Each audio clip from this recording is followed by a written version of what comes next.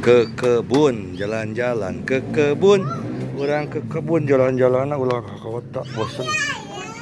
Bab 851 sampai 855. Ahem, itu. Zuzu, kakak tidak bisa menjadi ayahmu. Lindong kembali sadar dan berkata tanpa daya. Kenapa? Kakak laki-laki tidak menyukai Zuzu? Gadis kecil itu mengangkat bibirnya dan bertanya dengan tidak senang. Mengenai jawaban Lindong, dia jelas tidak puas. Kakak sangat menyukai Zuzu, tapi apa, kakak tidak mungkin ayah Zuzu. Mengapa ini? Ya, karena ibumu tidak setuju. Lindong tidak tahu bagaimana menjelaskannya, jadi dia hanya bisa mendorongnya ke arah Zumanlin. Memang benar dia sangat menyukai gadis kecil Zuzu, dan dia juga ingin memiliki anak perempuan yang bijaksana. Tetapi Anda harus bekerja keras dan menjalani kehidupan yang Anda sukai. Meski wanita dewasa seperti Zumanlin sangat menarik di mata pria. Tapi ini metode beli satu gratis satu, Lindong masih belum bisa menerimanya. Tidak peduli betapa menawannya Zumanlin, dia jauh lebih rendah dari bayi Li Yanhong. Efeknya pada Lindong juga terbatas. Tidak, kakak. Jangan khawatir, ibuku pasti setuju. Ibu menyukai Zuzu, dan ayah kakak laki-laki juga menyukai Zuzu. Mulai sekarang, keluarga kami bertiga tidak akan pernah bisa dipisahkan. Lin berkata sambil tersenyum. Dia masih tidak mengerti apa arti kata ayah. Saya tidak memiliki kasih sayang ayah sejak saya masih kecil. Selain itu, anak-anak keluarga Zhu selalu menindasnya, menyebutnya anak yatim dan bajingan. Gadis kecil itu merindukan seorang ayah. Saya punya ayah. Dia tidak akan diintimidasi atau dimarahi oleh orang lain. Saya punya ayah, hanya untuk melindungi dia dan ibunya.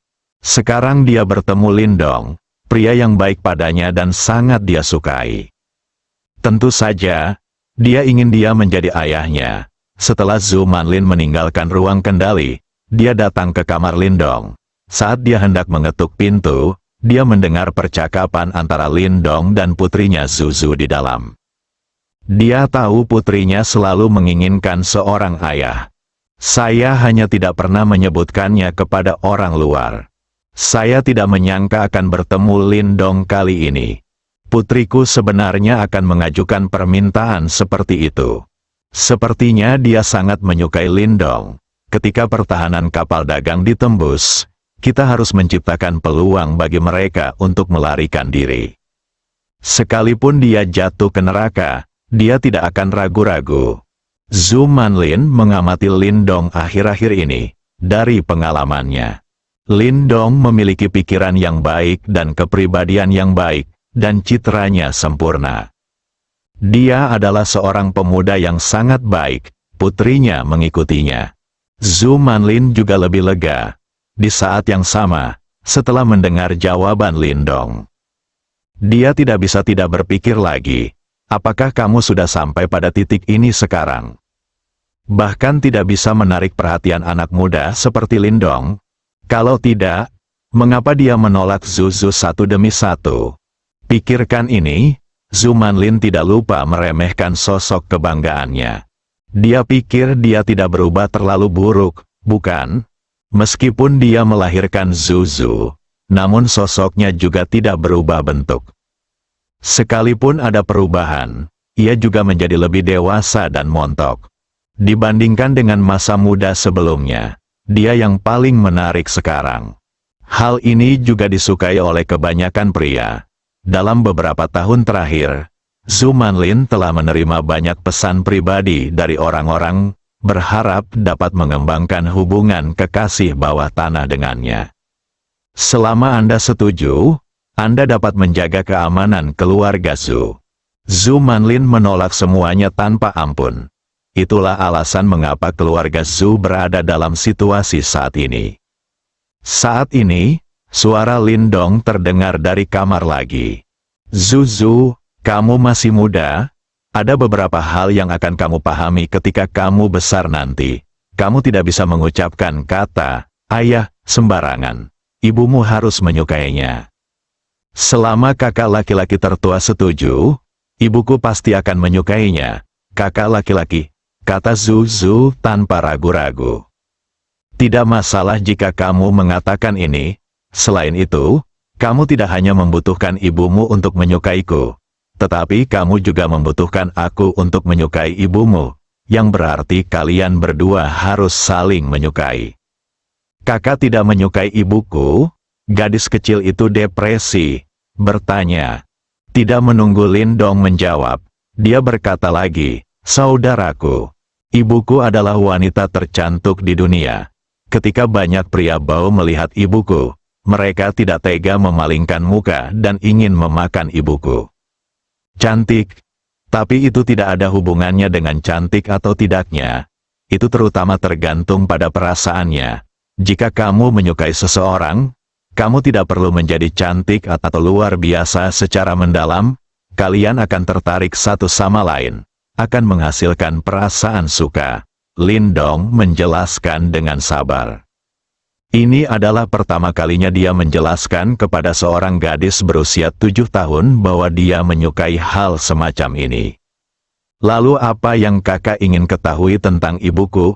Aku bisa memberitahumu itu. Aku telah bersama ibuku sejak aku masih kecil, dan aku paling mengenalnya. Gadis kecil itu bertanya. Lindong tersenyum pahit dan menggelengkan kepalanya. Dia benar-benar tidak tahu bagaimana menjelaskannya. Apalagi seorang gadis berusia 7 tahun, bahkan dengan orang dewasa pun, yang bisa menjelaskan dengan jelas hal seperti itu.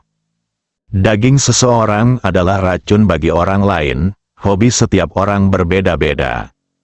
Hubungan perlu dibina secara perlahan setelah dua orang rukun satu sama lain.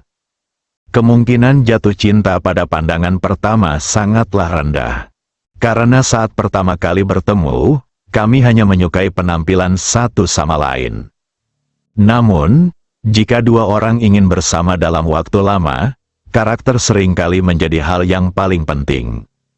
Gadis kecil itu memandang Lindong dan menggelengkan kepalanya tanpa berkata apa-apa, mengira dia malu mengatakannya.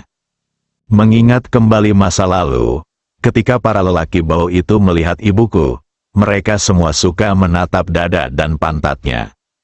Apakah para pria ini ingin tahu tentang tubuh ibu mereka? Jika itu pria lain, dia pasti tidak akan setuju. Tapi kalau itu kakak tertua, dia sepertinya tidak merasa jijik. Gadis kecil itu memiringkan kepala kecilnya dan berpikir sejenak. Lalu tiba-tiba berkata, saudaraku, dada ibuku sangat besar, putih dan lembut. Dia bilang itu semua salahku.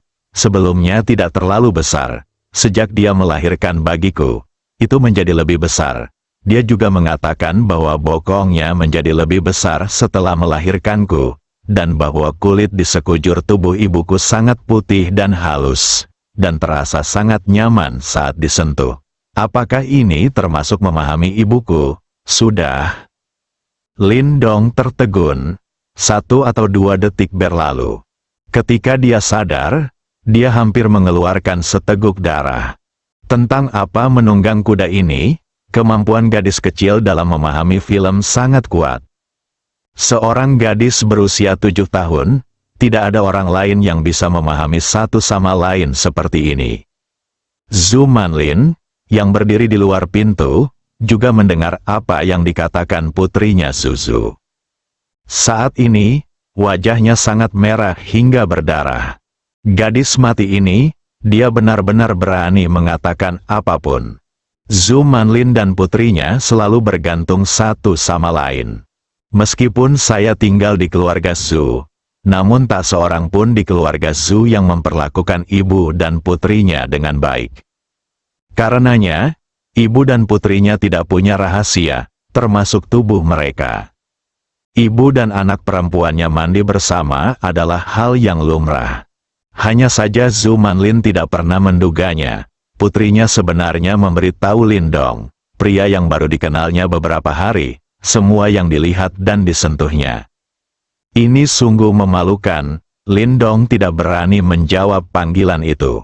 Jika dia mengucapkan beberapa patah kata lagi, gadis kecil itu tidak tahu apa lagi yang akan dia ungkapkan tentang ibunya. Dia tidak berani mendengarkan lagi. Ruangan menjadi sunyi untuk beberapa saat. Dong dong dong, pintunya diketuk. Lin Dongxin tiba-tiba menghela nafas lega. Saya tidak pernah berpikir suatu hari nanti saya akan dibuat tidak bisa berkata-kata oleh seorang gadis berusia 7 tahun. Orang yang mengetuk pintu tentu saja adalah Zhu Manlin. Jika dia tidak mengetuk pintu dan memotong pembicaraan mereka, gadis yang meninggal itu mungkin akan mengungkap seluruh latar belakangnya. Masuk, Lin Dong bahkan tidak menanyakan siapa orang itu dan membiarkannya masuk. Setelah dia memahami situasi sekitarnya, dia mengambil kembali kekuatan mentalnya dan kemudian mengobrol dengan Zuzu. Pertanyaan yang diajukan oleh gadis kecil itu terus membuat Lin Dong pusing, jadi dia tidak memperhatikan orang di luar pintu. Setelah Zuzu selesai berbicara, dia awalnya menunggu pujian dari kakak laki-lakinya Lin Dong. Dia disela oleh ketukan di pintu, yang membuatnya merasa sangat tidak nyaman. Cemberut, terlihat tidak senang, Zhu Manlin membuka pintu dan masuk. Ekspresinya tetap normal, dan dia jelas telah menyesuaikan diri. "Kakak Lin," teriak Lin Dong. "Ibu," teriak gadis kecil itu dengan tidak senang.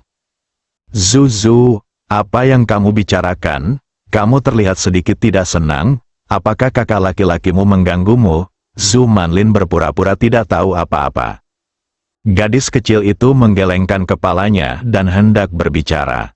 Lin Dong adalah orang pertama yang mengatakan, "Saudari Lin, kami tidak membicarakan apapun. Saya sedang menceritakan sebuah cerita kepada Zuzu. Akhir dari cerita yang baru saja saya ceritakan tidak terlalu bagus," yang membuat gadis kecil itu sedikit marah. Dia tidak berani berbicara seperti gadis kecil. Betapa memalukannya jika saya mengulangi apa yang baru saja saya katakan. Lin Dong mengingat kata-kata Zuzu dan secara tidak sengaja menatap dada Zhu Manlin.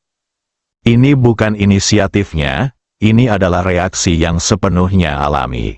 Namun, Lin Dong segera merasakan ada yang tidak beres dan segera membuang muka. "Itu dia, Zuzu. Ini salahmu. Karena kamu ingin mendengarkan ceritanya, kamu harus menghormati bagian akhirnya." Dia tidak melanjutkan bertanya, karena dia juga takut Zuzu akan mengatakan apa yang baru saja dia katakan lagi. "Tidak apa-apa, Kak Lin, kamu masih kecil, wajar jika menjadi sedikit emosional," Lin Dong menasihati dari samping. "Terima kasih, Lin Dong. Karena telah menceritakan sebuah kisah padanya." Zhu Manlin berterima kasih padanya. "Saudari Lin, sama-sama, ini hanya masalah kecil." Zhu Manlin berjalan ke arah Zuzu dan memeluknya. Gadis kecil itu masih sedikit marah. Dia meronta beberapa kali dan membiarkan Zhu Manlin memeluknya tanpa melepaskan diri. Waktu hampir habis. Bajak laut bintang akan segera menerobos pertahanan kapal dagang. Zhu Manlin tidak ingin membuat putrinya khawatir, jadi dia dengan ringan mengusapkan jarinya ke depan hidungnya. Sedikit baunya terhirup oleh gadis kecil itu. Dalam beberapa detik, dia tertidur dengan tenang. Zhu Manlin kemudian memandang Lin Dong dan berkata dengan serius, "Lin Dong, ada yang ingin kutanyakan padamu."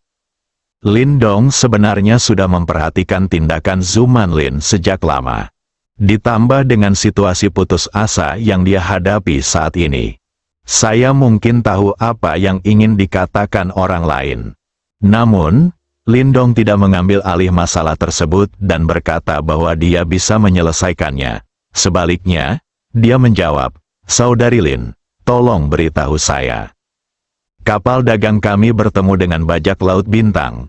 Dan mereka adalah yang paling kejam. Dengan kekuatan kita saat ini, tidak ada peluang menang sama sekali. Tidak lama lagi mereka akan menembus pertahanan kapal dagang," kata Zhu Manlin langsung pada intinya. Setelah selesai berbicara, dia menatap Lin Dong. Saya berharap mendengar sesuatu dari Lindong. Jangan khawatir, Sister Lin. Selama saya di sini, mereka tidak akan berani mengambil tindakan. Maka Lindong pasti menjadi tokoh penting dalam kekuatan besar. Namun, kata-kata Lindong selanjutnya benar-benar mengecewakan Zhu Manlin. Saya mengerti, apa yang Sister Lin ingin saya lakukan, Lindong bertanya. Zhu Manlin menyerah. Lindong tidak punya cara untuk menghadapi kelompok pencuri bintang ini. Maka kita hanya bisa mengambil pilihan kedua. Lindong, aku ingin mempercayakan Zuzu padamu. Begitu mereka menyerang nanti, aku akan melakukan yang terbaik untuk menciptakan kesempatan bagimu dan Zuzu untuk melarikan diri. Kuharap kau bisa membesarkan Zuzu hingga dewasa. Huai, kata gadis kecil di dalam. Tapi Sister Lin, bisakah kita melarikan diri? Orang terkuat di sisi lain belum diberangkatkan. Lindong bertanya lagi. Tidak masalah. Jika kamu tidak bisa segera melarikan diri, aku akan meminta mereka untuk melepaskanmu dan Zuzu. Kalau tidak aku akan segera mati di depan mereka. Tidak banyak wanita di kapal ini, dan sampah-sampah itu tidak akan membiarkanku mati. Zhu Manlin berkata dengan tegas. Dia tahu betapa menariknya dia di mata pria. Belum lagi para pencuri bintang yang tidak melihat wanita sepanjang tahun. Bahkan di bidang bintang tempat keluarga Zhu berada, banyak pria yang terpesona oleh Zhu Manlin. Jika dia mengancam hidupnya sendiri, kemungkinan putriku dan Lindong selamat masih sangat tinggi. Lindong mengerti. Saudari Lin ingin menggunakan tubuhnya untuk menukar kesempatan bertahan hidup bagi dirinya dan Zuzu. Ini mungkin cinta keibuan. Lindong tidak menyangka Kak Lin akan melakukan ini untuknya. Semua yang dilakukan Sister Lin adalah demi putrinya Zuzu. Seorang ibu yang seperti itu, anak perempuan yang luar biasa. Bahkan jika Lindong tidak ada di kapal ini sekarang, bertemu dengannya, saya tidak akan hanya duduk dan menonton. Kakak Lin, sebenarnya, Lindong hendak mengatakan bahwa dia bisa menghadapi orang-orang itu. Kata-katanya belum selesai. Lambung kapal tiba-tiba bergetar. Ini adalah pertahanan yang akan dilanggar. Bang! Pintunya didobrak dengan keras. Zhu Fengtang berdiri di depan pintu, dengan ketakutan di matanya, dan berkata dengan tergesa-gesa. Nona, pertahanan kapal dagang akan ditembus oleh pencuri bintang. Tolong pikirkan cara. Hutan dengan Zuzu di pelukannya. Di depan Dong, dia menyerahkan Zuzu di pelukannya kepada Lindong. Lalu, dia berbisik di telinganya, Lindong, Zuzu memintamu untuk membuatnya tumbuh dengan bahagia. Saat dia berbalik, dua air mata jernih jatuh di wajah Lindong. Agak keren, Lindong menyekanya dengan tangannya dan meletakkannya di depan matanya. Kedua air mata ini melambangkan cinta tanpa pamrih Zhu Manlin kepada putrinya Zuzu. Sekalipun dia terjebak di neraka, dia harus menjaga putrinya tetap aman. Lindong bisa membayangkannya, apa yang akan terjadi pada wanita seperti Zhu Manlin jika dia jatuh ke tangan kelompok pencuri bintang ini. Menghadapi pelecehan puluhan bahkan ratusan pencuri bintang. Itu adalah neraka yang sebenarnya. Anda tidak bisa hidup, Anda tidak bisa mati. Setelah Zhu Manlin dan Zhu Fengtang meninggalkan ruangan, Lindong menggendong gadis kecil Zuzu dan melepaskan kekuatan mentalnya. Di bawah pertahanan kapal dagang yang akan ditembus, pertahanan transparan dibentuk. Dengan kekuatan mentalnya, pencuri bintang yang hanya berada di alam semesta ini tidak dapat menerobos meskipun mereka menyerang sampai mati. Lindong ingin melihatnya. Orang-orang ini tidak bisa menembus pertahanan kapal dagang. Apa yang bisa mereka lakukan? Dia tiba-tiba tidak ingin orang-orang ini mati terlalu cepat. Biarkan mereka merasakan bagaimana rasanya mati dalam ketakutan. Setelah Zhu Manlin meninggalkan kamar Lindong, dia mengumpulkan semua ahli alam kosmik di kapal dagang dan bersiap untuk bertarung sampai mati. Totalnya ada lebih dari 20 orang. Yang terkuat secara alami adalah dia, puncak dari level penguasa dunia. Lalu ada Zhu Fengtang, pengurus besar keluarga Zhu, yang kekuatannya telah mencapai tingkat master alam akhir. Ada 2 penguasa alam lainnya di tahap awal dan 3 penguasa alam awal. Selusin orang yang tersisa semuanya berada pada level domain Lord dan Lord. Jika kekuatan ini dibandingkan dengan pencuri bintang di luar kapal dagang, perbedaan kekuatannya tidak besar, dan kedua belah pihak bisa bertarung. Meskipun ada banyak pencuri bintang, dengan Zhu Manlin di puncak level Realm Lord, belum pasti siapa yang akan menang. Hanya saja tidak ada satupun anggota inti Star TFS yang turun dari kapal perang hitam seberangnya. Bahkan jika pihak lain secara acak mengirimkan penguasa alam puncak, keluarga Zhu tidak akan memiliki harapan untuk menang. Terlebih lagi, level penguasa dunia puncak bukanlah kekuatan tempur terkuat dari kelompok pencuri bintang ini. Tidak peduli bagaimana Anda melihatnya, keluarga Zhu berada dalam situasi putus asa. Nona, pertahanan kapal dagang akan ditembus 1%.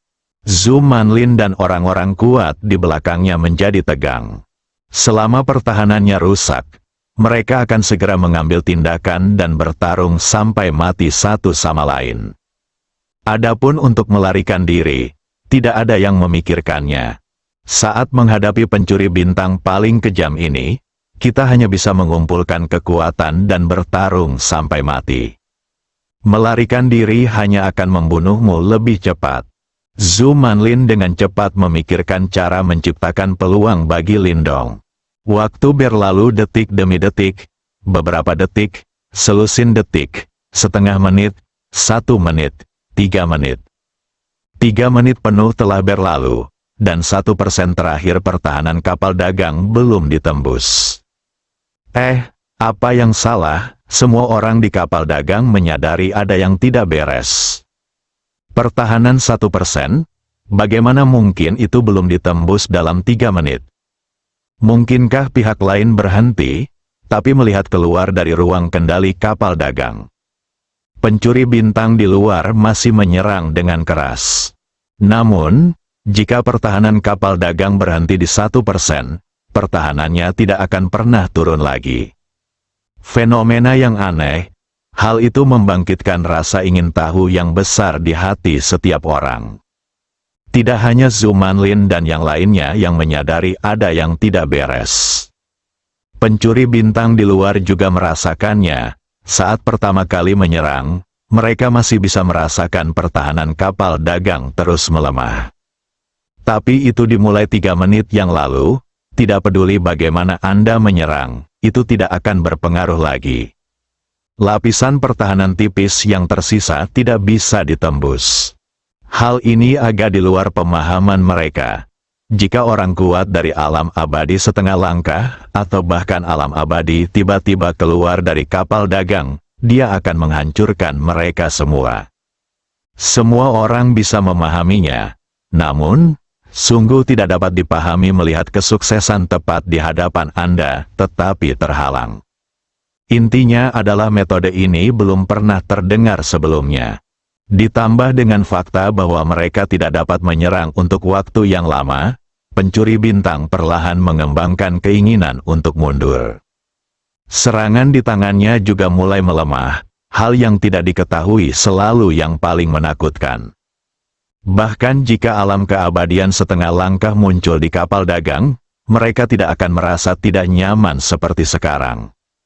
Perubahan pada pemandangan secara alami tidak bisa lepas dari pandangan para pencuri bintang inti di kejauhan. Mereka selalu memperhatikan kapal perang.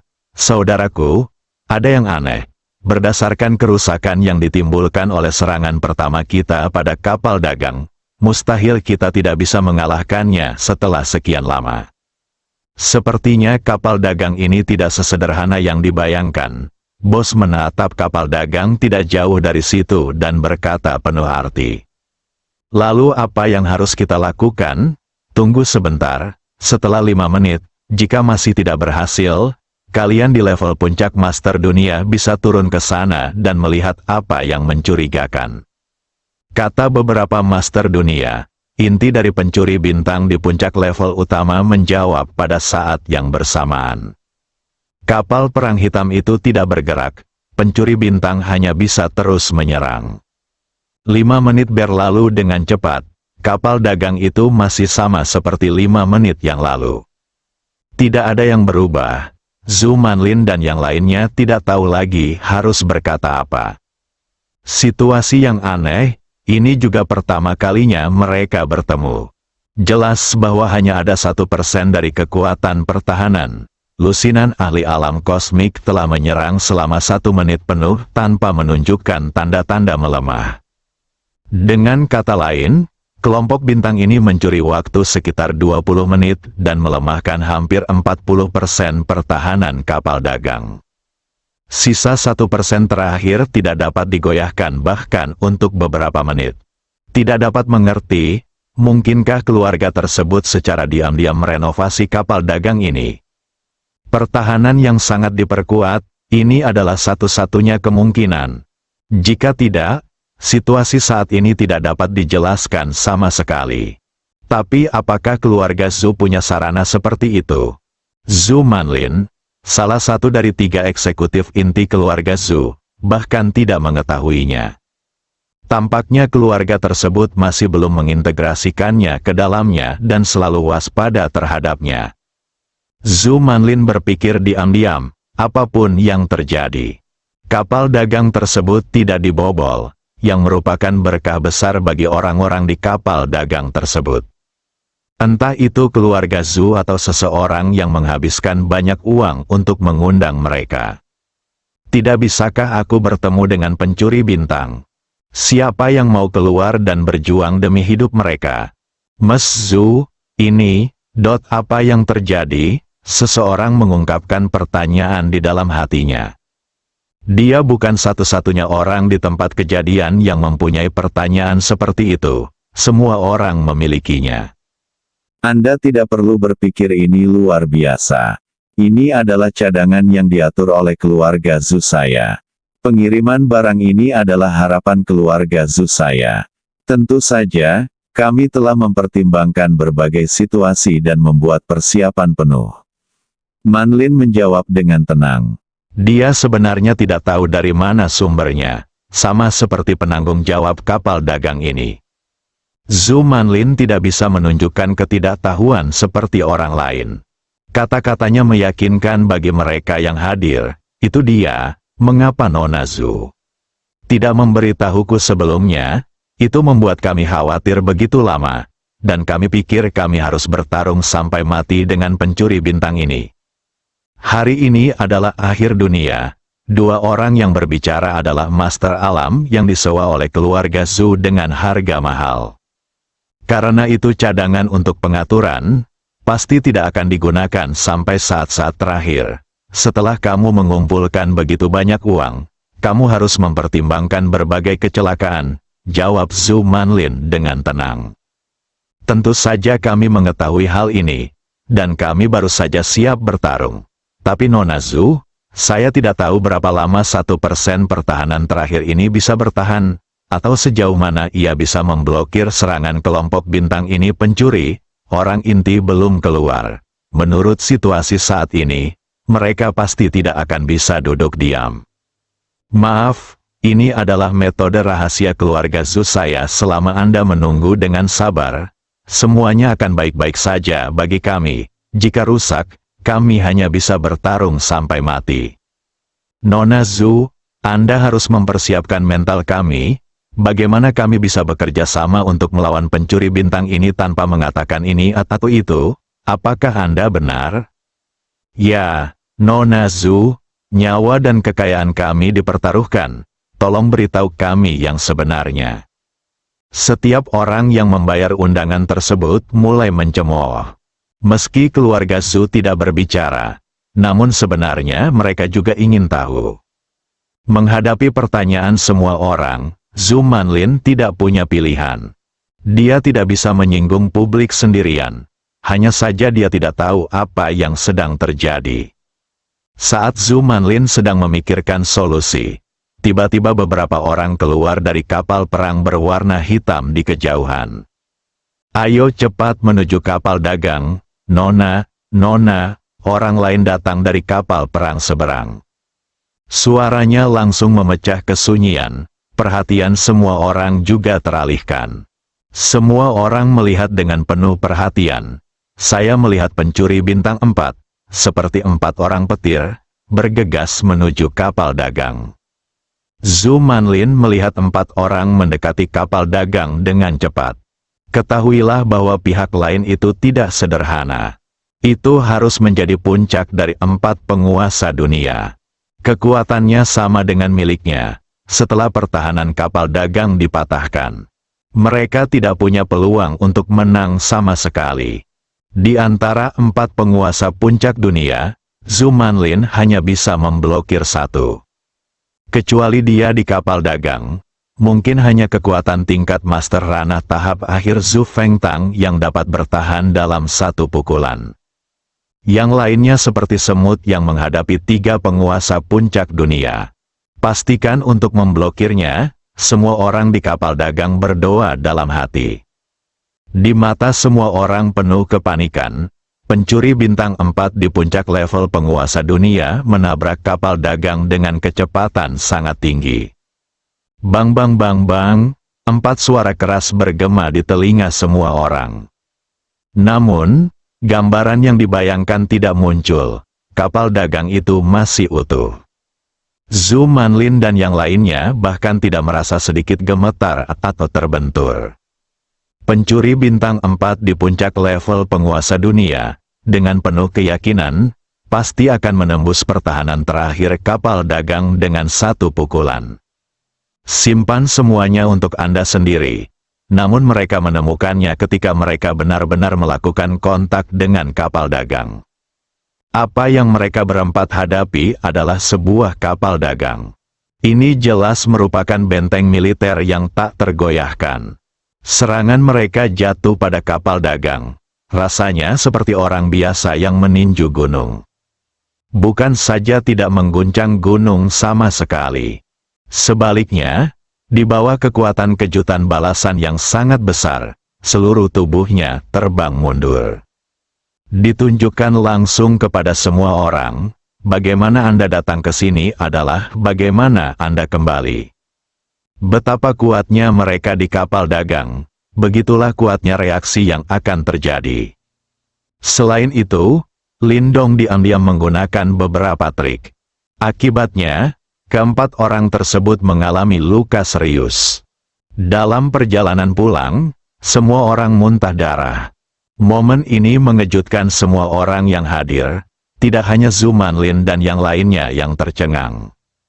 Bahkan pemimpin bajak laut bintang 3 di kapal perang hitam itu pun terkejut. 4 ahli di puncak tingkat penguasa dunia tidak hanya gagal menembus pertahanan kapal dagang, tetapi juga terluka parah. Apa sebenarnya kapal dagang di depanku ini? Bagaimana ini mungkin? Apakah aku terpesona? Pukulan penuh dari 4 penguasa puncak dunia tidak mengguncang kapal yang rusak sama sekali. Aku juga terluka. Apakah ini kapal dagang atau militer bergerak? Benteng, salah satu pemimpin pencuri bintang 3 bertanya dengan tidak percaya. Ayo turun bersama. Aku ingin melihat seberapa tinggi pertahanan sebuah kapal dagang saja, kata bos dengan wajah muram. Di kapal dagang, Zhu Manlin dan yang lainnya telah pulih dari keterkejutannya. Zhu, Nona Zhu, sangat sulit bagimu untuk menyembunyikannya dari kami. Kamu jelas memiliki pertahanan yang kuat, tetapi kamu tidak pernah memberitahu kami. Membuat kami menderita ketakutan yang sangat besar dan menghadapi pukulan telak dari 4 penguasa dunia. Hanya saja sekarang kupikir kita akan mati. Seorang pria di tingkat penguasa alam berkata sambil tersenyum pahit. Siapa bilang bukan itu masalahnya, Nona Zhu? Hati kecilku tidak tahan dengan kegembiraan seperti ini. Tidak peduli berapa banyak uang yang kamu berikan padaku di masa depan, aku tidak akan datang. Mereka adalah orang-orang yang tidak ingin dikekang dan menyukai kebebasan. Demi uang, Dia mengikuti kapal dagang keluarga Zhou ke benua Cina Tengah. Lagi pula, berlatih membutuhkan banyak sumber daya. Jika Anda tidak ingin bergabung dengan kekuatan lain dan menahan diri, Anda hanya dapat menemukan cara untuk mendapatkan sumber daya sendiri. Manfaat yang besar seringkali disertai dengan bahaya yang besar. Semua orang tahu ini, namun, setelah akhirnya mengambil keputusan dan bersiap bertarung sampai mati, harapan tiba-tiba muncul. Sulit untuk berubah kembali. Jika nanti kita menghadapi situasi putus asa lagi, kita tidak akan setegas yang pertama kali. Semuanya, bukannya aku, Zhu Manlin, tidak memberitahumu. Bahkan jika aku memberitahumu, apakah kamu percaya? Aku mengatakan bahwa kapal dagang ini telah dimodifikasi secara khusus oleh keluarga Zuku dan dapat menahan serangan dari dunia puncak tingkat tuan. Apakah Anda pikir Anda akan mempercayainya? Zhu Manlin tidak menunggu semua orang menjawab, dan melanjutkan, jangan katakan itu Anda. Bahkan keluarga Zhu saya pasti tidak akan mempercayainya itu. Mengapa repot-repot mengatakannya? Dan bukan ini yang Anda bicarakan sekarang. Pada saat itu, jika tebakan saya benar, langkah selanjutnya adalah poin kuncinya. Dia seharusnya menjadi eksistensi di alam keabadian setengah langkah. Pemimpin kelompok pencuri bintang ini akan mengambil tindakan. Hati setiap orang yang hadir tegang pada saat bersamaan. Meskipun alam abadi setengah langkah bukanlah alam abadi yang sejati, ia bahkan tidak lebih baik dari puncak tingkat penguasa dunia. Jika dibagi menurut ranah, alam keabadian setengah langkah sebenarnya bukan lagi milik alam semesta. Ini adalah keadaan peralihan di atas keadaan kosmis dan di bawah keadaan kekal. Bahkan jika ada 10 penguasa dunia puncak, mustahil bagi mereka untuk menjadi lawan yang bahkan setengah langkah ke alam abadi. Kedua belah pihak tidak lagi berada pada level yang sama. Benar saja, tidak lama setelah Zhu Manlin selesai berbicara, seorang pemuda berpenampilan kasar keluar dari kapal perang hitam. Dia pasti pemimpin kelompok pencuri bintang ini. Setelah pria kekar itu turun, 2 pria lagi turun tepat di belakangnya. Ketiga pria itu berdiri bersama, menghadap kapal dagang, dengan niat membunuh di mata mereka. Zhu Manlin melihat ketiga orang ini, hati penuh dengan kepahitan. Kekuatan lawannya jauh lebih kuat dari yang dia bayangkan. Awalnya saya mengira kelompok pencuri bintang ini hanya memiliki 1 orang yang berada di alam keabadian setengah langkah. Tanpa diduga, ada 3 dari mereka di alam abadi setengah langkah. Bagaimana cara melawannya? 1 alam abadi dapat menyapu semuanya. Belum lagi 3 orang. Satu-satunya harapan sekarang adalah pertahanan kapal dagang dapat melanjutkan kejayaannya sebelumnya dan memblokir serangan dari 3 alam abadi setengah langkah. Selama mereka tidak bisa masuk, maka kamu aman. Kamu sangat bagus. Sangat bagus, kamu sebenarnya bisa membiarkan kami bertiga bersaudara mengambil tindakan secara pribadi. Ini cukup membuatmu bangga. Sayangnya, aku harus memberitahumu bahwa itu ada di sini, kata sambil menatap kapal dagang tempat Zhu Manlin berada. Kamu harus menyerang dulu dan kemudian bicara omong kosong. Mereka adalah sekelompok sampah yang punya ibu mertua tapi tidak punya ibu mertua. Karena mereka adalah musuh bebuyutan yang tidak dapat didamaikan. Tentu saja dia tidak sopan sama sekali. Kamu pikir tidak ada yang bisa kulakukan jika aku tetap berada di dalam cangkang kura-kura ini? Meskipun aku tidak tahu apa metodenya, aku ingin memberitahumu bahwa kekuatan alam keabadian setengah langkah berada di luar imajinasimu. Kamu adalah orang ini, terlalu banyak omong kosong. Haha. Pria kasar itu mencibir, lakukan. Ucapan pria kasar itu terdiam begitu saja. 3 pencuri bintang keabadian setengah langkah segera mulai mengambil tindakan. Mereka ingin menerobos pertahanan kapal dagang, mencuri semua barang berharga di dalamnya, membunuh laki-laki dan menangkap perempuan. Tapi saat ini, Sebuah suara datang dari jauh. Berhenti. Suara tak terduga ini menghentikan ketiga orang yang hendak mengambil tindakan. Mereka mengikuti suara itu. Saya melihat sebuah kapal perang mendekat dengan cepat. Hanya butuh beberapa saat untuk mencapai lokasi kejadian. Dia melewati ketiga pria itu dan berhenti di antara mereka dan kapal dagang. Pria kasar itu menyipitkan matanya dan menatap kedatangan tamu tak diundang itu. Dilihat dari pengalamannya selama bertahun-tahun. Ini pasti sekelompok pencuri bintang. Saya hanya tidak tahu siapa pemimpin lawannya dan seberapa kuat dia. Biasanya tidak ada komunikasi antara geng pencuri bintang. Jika ditemui, ketika perbedaan kekuatan tidak banyak, mereka akan hidup damai dan mundur, mencari mangsa sendiri. Jika kekuatan salah satu pihak menghancurkan pihak lain, pihak yang lebih lemah mungkin akan ditelan oleh pihak yang lebih kuat. Namun hal ini belum tentu demikian, karena beberapa kelompok pencuri bintang yang kuat berjumlah ratusan atau ribuan orang. Mereka meremehkan beberapa tim pencuri bintang berkekuatan rendah. Mungkin saja bisa membunuh lawan dengan mudah, atau bisa saja diabaikan. Hal ini tergantung pada suasana hati. Kapal perang lain muncul di tempat kejadian. Biarkan Zhu Manlin dan yang lainnya menarik napas lega untuk sementara. Dia juga tidak yakin apakah pertahanan kapal dagang dapat menahan serangan dari 3 alam abadi setengah langkah. Jika Anda tidak bisa menolaknya, Anda akan hancur total. Tidak peduli apakah orang-orang di kapal perang ini adalah musuh atau teman. Setidaknya bisa ditunda lebih lama. Lindong sedang duduk di kamar, dan gadis kecil Zuzu ditidurkan olehnya. Saat kapal perang pertama kali tiba, dia sudah merasakan kekuatan pengunjung melalui kekuatan mentalnya. 5,5 langkah keabadian, menyenangkan dan menarik. Ditambah 3 pendatang pertama, sekarang setengah langkah menuju alam abadi. Namun di hadapan keadaan kekal sejatinya, bagaimana jika ada lebih dari setengah langkah keadaan kekal? Apa bedanya dengan semut? Segera setelah tubuh emas Dharma abadi keluar, ia dapat dengan mudah menyelesaikan semua alam abadi setengah langkah ini tanpa berubah menjadi senjata magis. Kelima pendatang baru yang berada di alam abadi setengah langkah ini juga harus menjadi sekelompok pencuri bintang.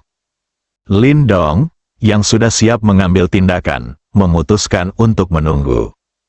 Dia ingin melihat bagaimana kedua kelompok pencuri bintang itu membagi rekeningnya. Jika mereka bisa bertarung lebih dulu dan anjing menggigit anjing, itu akan menjadi pertunjukan yang bagus. Bukankah ini agak tidak etis?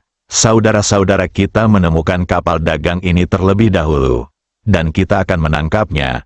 Apa maksudmu dengan ini? Jika kamu mengetahui situasimu, segera pergi. Jika tidak, jangan salahkan saudara-saudara kita karena menjadi kasar. Pria kasar itu berkata kepada kapal perang di lapangan meneriakkan ancaman. Seperti kata pepatah, ketika kita bertemu di jalan sempit, yang beranilah yang menang. Meski dia masih belum mengetahui kekuatan pencuri bintang di kapal ini.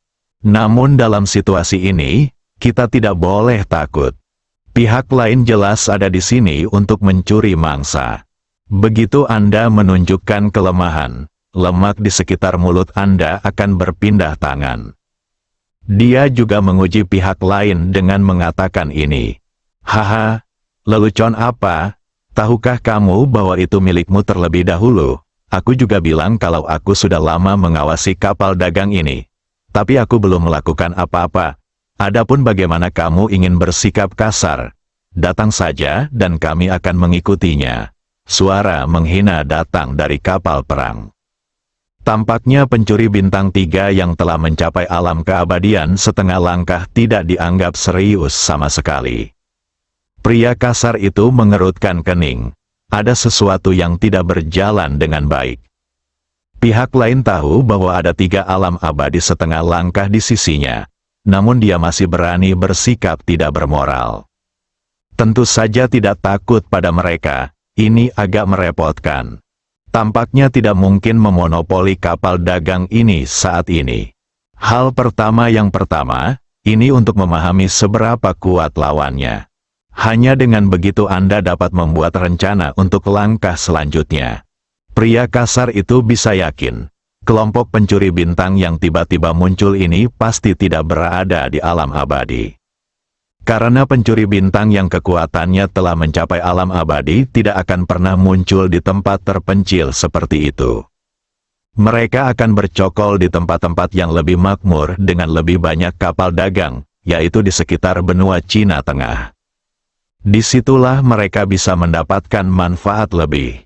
Semuanya, karena kita semua ada di sini, kenapa kalian tidak keluar dan menemui kami? Kata pria kasar itu dengan dingin. Bukankah kamu hanya ingin melihat kekuatan kami? Terserah kamu. Suara ini datang dari kapal perang.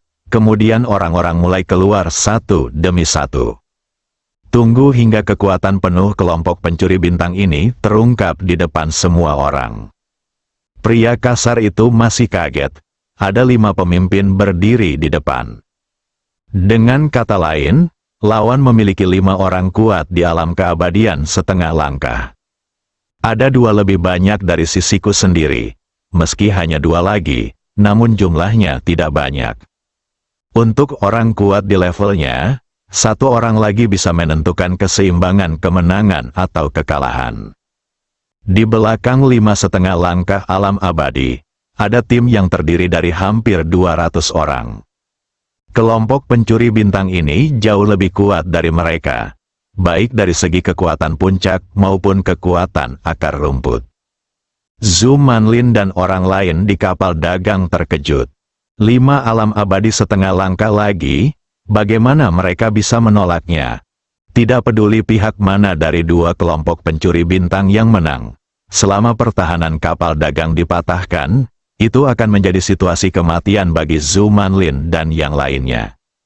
Sekarang aku hanya bisa berharap kelompok pencuri bintang yang tiba-tiba muncul ini tidak akan membunuh mereka semua seperti bajingan tadi. Jika dia hanya kehilangan sejumlah uang, Zhu Manlin akan memberikannya kepada pihak lain tanpa ragu-ragu. Sekalipun pihak lain menginginkan seluruh muatan di kapal, dia akan setuju. Di mana ada kehidupan di situ ada harapan. Selama seseorang masih hidup, masih ada peluang untuk menyerah. Bagaimana perasaanmu setelah melihat kekuatan kami? Apakah kamu merasakan ketidakberdayaan yang kuat? Haha, seorang pria berpenampilan feminim di depan membuka kipas lipat dan bertanya sambil tersenyum. Saya akui bahwa Anda sangat kuat, lebih kuat dari yang saya kira. Tetapi kami telah menghabiskan begitu banyak usaha, dan tepat ketika kami akan merebut kapal dagang ini, Anda datang untuk merebut buah kemenangan. Tidakkah Anda berpikir seperti ini terlalu banyak? Pria kasar itu berkata dengan berani. Terus kenapa kalau keterlaluan, pemenangnya adalah raja, yang kalah adalah bandit? Karena kamu sudah mengakui bahwa kamu bukan tandingan kami. Kenapa kamu tidak mundur dengan patuh? Kamu masih ingin menunggu kami memberikanmu tumpangan. Beberapa saudara laki-laki saya juga melakukan kejahatan. Pencuri bintang terpaksa melakukan ini karena dia diinginkan. Dan dia sudah siap secara mental. Jika Anda ingin mengirim kami pergi, jangan bicarakan apakah Anda bisa melakukannya. Bahkan jika kamu melakukannya, apakah kamu yakin dapat menanggung konsekuensinya? Giliran orang lain yang mengerutkan kening. 5 lawan 3, mereka pasti menang. Hanya saja setelah ketiga orang ini berusaha sekuat tenaga, mereka benar-benar tidak bisa menganggapnya mudah. Bagaimanapun, itu bukan kucing atau anjing, tapi 3 orang di alam keabadian setengah langkah. Apa yang kamu inginkan?